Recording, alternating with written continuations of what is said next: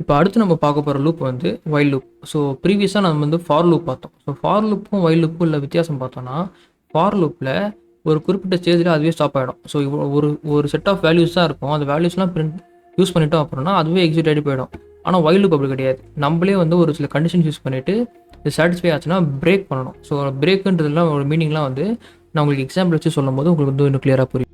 இப்போ ஸ்க்ரீனில் பார்த்தீங்கன்னா நம்ம லாஸ்ட் டைம் ரன் பண்ணது தான். ஸோ இதில் வந்து நான் பழைய கோடே வச்சுக்கிறேன். ஸோ 0லேருந்து 5க்கும் பிரிண்ட் ஆக போகுது. ஸோ இதில் பார்த்தோம்னா எந்த ஒரு பிரேக்கும் யூஸ் பண்ணல, அதுவே வெளியே வந்துடுச்சு.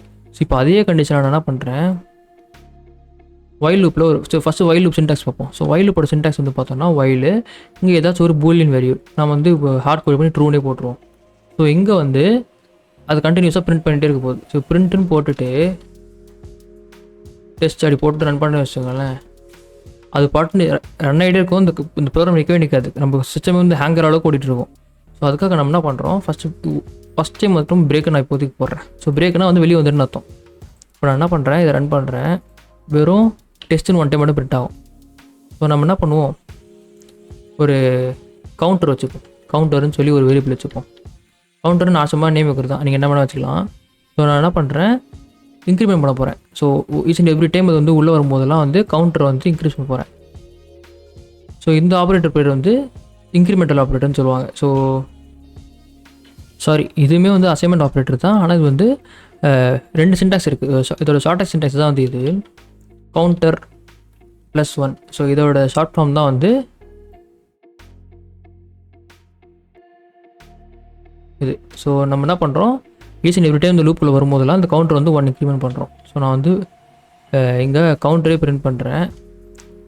இப்போ நான் எப்போ பிரேக் பண்ண போகிறேன்னா, கவுண்டர் வந்து 10 வந்தால் மட்டும் தான் பிரேக் பண்ண போகிறேன். So if counter equal to 10 அப்படி வந்தால் மட்டும்தான் பிரேக்கு.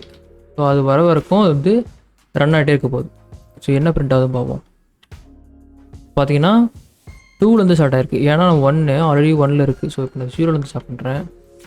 இப்போ ரன் பண்ணுவோம். இப்போ 1லேருந்து 10க்கும் பிரிண்ட் ஆகிடுச்சு. இந்த பிரேக்குன்னு ஒன்று மட்டும் இல்லைனா அது வந்து கண்டினியூஸாக ரன் ஆகிட்டே இருந்திருக்கும். ஸோ இதுதான் வந்து பேசிக்கலாக வந்து வைல் லூப் பண்ணுற வேலை. ஸோ நம்ம வந்து இன்டென்ஷனலாக நம்மளே போய் ஒருத்தர் ஸ்டாப் பண்ணால் மட்டும்தான் ஸ்டாப் ஆகும். ஸ்டாப் பண்ணலைன்னா அது இன்ஃபினிட்டாக ரன் ஆகிட்டே இருக்கும். இப்போ நீங்கள் வந்து கேட்கலாம், என்ன மாதிரி யூஸ் கேஸில் வந்து இந்த வைல் யூஸ் பண்ண போகிறோம், அது பாட்டுன்னு திரும்ப திரும்ப பிரிண்ட் ஆகிட்டே இருந்தால் அது ஒரு உங்களுக்கு வந்து ரிலேட் பண்ணிக்க முடியல அப்படின்னு சொன்னீங்கன்னா நான் வந்து ஒரு எக்ஸாம்பிள் சொல்கிறேன். ஸோ நம்ம வந்து என்ன பண்ணுவோம், நேம் வந்து வேலிடேட் பண்ணுறோன்னு வச்சுக்கோங்களேன். ஸோ நேம் வந்து கொஞ்சம் எம்டியாகவே இருக்கட்டும்.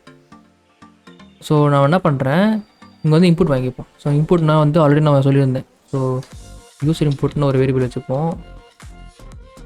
அதில் வந்து இன்புட் வாங்குறோம், என்டர் யுவர் நேம்னு சொல்லி.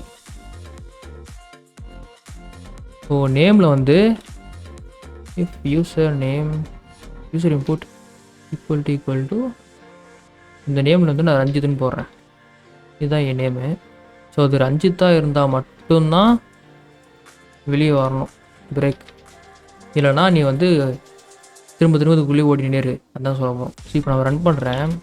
இப்போ வந்து என் நேம் என்டர் பண்ண சொல்லுது. நான் வந்து சும்மா ராஜேஷ் அடி போடுறேன்னு வச்சுக்கோங்களேன், மறுபடியும் என்டர் பண்ண சொல்லணும். எதாவது போடுறேன்னு வச்சுக்கோங்க, என்டர் பண்ண சொல்லணும். ரஞ்சித்துன்னு போட்டால் மட்டும்தான் வெளியே வருது. ஸோ இது இப்போ வந்து இது ஆத்தென்டிகேட் பண்ணியிருக்கோன்னு சொல்லி வச்சுக்கோங்களேன். ஸோ இப்போ எக்ஸாம்பிள் இங்கே வந்து நான் பிரிண்ட் போட்டு சக்ஸஸ்ஃபுல்லி லாக்இன் சும்மா போடுறேன். உங்களுக்கு யூஸ் கேஸ் புரியணுன்றதுக்காக நான் சொல்கிறேன். ஸோ ரஞ்சித்துன்ற பேர் மட்டும்தான் லாகின் ஆகணும், மற்ற யாரும் லாகின் ஆகக்கூடாதுன்னு சொல்லி நம்ம போடுறோம். ஸோ ரஞ்சித்துன்னு போட்டோன்னா லாகின் ஆகிட்டேன் அடிச்சுட்டு போடலாம். ஸோ உங்களுக்கு இன்னும் புரியணும்னா நீங்கள் பாஸ்வேர்ட் போடலாம். ஸோ ரஞ்சித்துன்னு இருக்கணும், பாஸ்வேர்டும் இருக்கணும். அப்படி கரெக்டாக போட்டால் மட்டும் தான் லாகின் இருக்குது. ஸோ இப்போ உங்களுக்கு வந்து ஓரளவுக்கு ஒரு அண்டர்ஸ்டாண்டிங் வரும்னு நினைக்கிறேன். ஏதாச்சும் டவுட்ஸ் இருந்தால் கமெண்ட் செக்ஷனில் சொல்லுங்கள், எக்ஸ்பிளைன் பண்ண ட்ரை பண்ணுறேன்.